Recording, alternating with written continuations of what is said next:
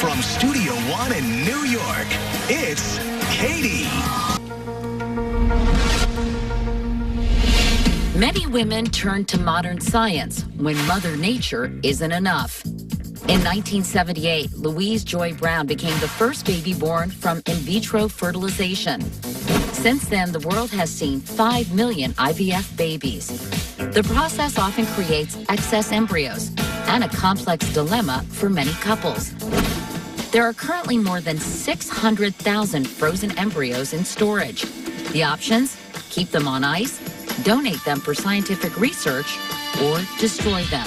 Now an increasing number of people are choosing a fourth plan, giving them to another couple hoping for a baby. It started in 1997 with a Christian adoption agency called Nightlight. The program received public attention when President Bush invited these new snowflake families to the White House in 2005, as he voiced opposition to federal funding of embryonic stem cell research. The children here today remind us that there is no such thing as a spare embryo. While some viewed the move as political, a practical fertility option was emerging for couples like Kelly and Dan Gosman. I realized as I was getting my fertility testing done and couldn't have a family, I think I grieved. I think I grieved more for her when we were coming to the realization that she may be infertile. My family doctor told me about embryo adoption, and so I went home and did an internet search. It became very evident it truly was the option that we had been searching for. Kimberly Tyson from Loveland, Colorado is a program manager for the Nightlight Christian Adoption Agency. Her organization helped Kelly and Dan find a donor family. So, Kimberly, what are the legal issues surrounding these kind of donations?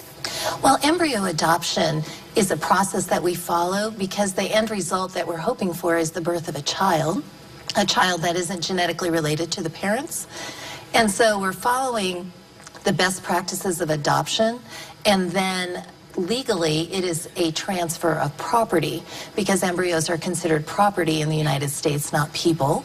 And so a contract between the donor family and the adopter family is written up, and in that contract they're transferring the ownership of the embryos, and the donor family is relinquishing their parental rights. What keeps the biological parents from reclaiming their embryo after they've donated it to another family? Once the property contract is signed, the recipient family owns the embryos, and they would not be doing the frozen embryo transfer until they actually owned the embryos.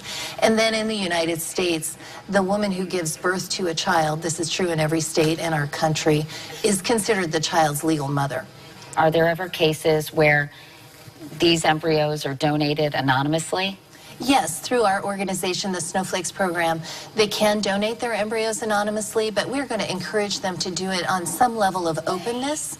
And openness doesn't necessarily mean that you're going to have the same type of open relationship that the Gosmans have with their family, but some level of communication, some knownness between the two families, because they are going to have fully genetically related siblings between the two families. And is there any political motivation here, Kimberly, by making sure these or helping these embryos be adopted or donated?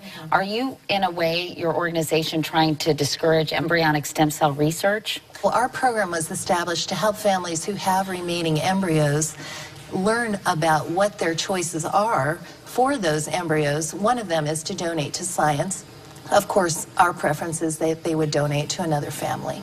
Well, it's a wonderful thing that you've been able to build a family based on the generosity of other people, which is fantastic. And do you know what you're having? Not yet, not till November the 8th. Oh, well, good luck. That's so exciting. Thank you both, Kelly and Dan, Dr. Rob and Kimberly. Thank you all.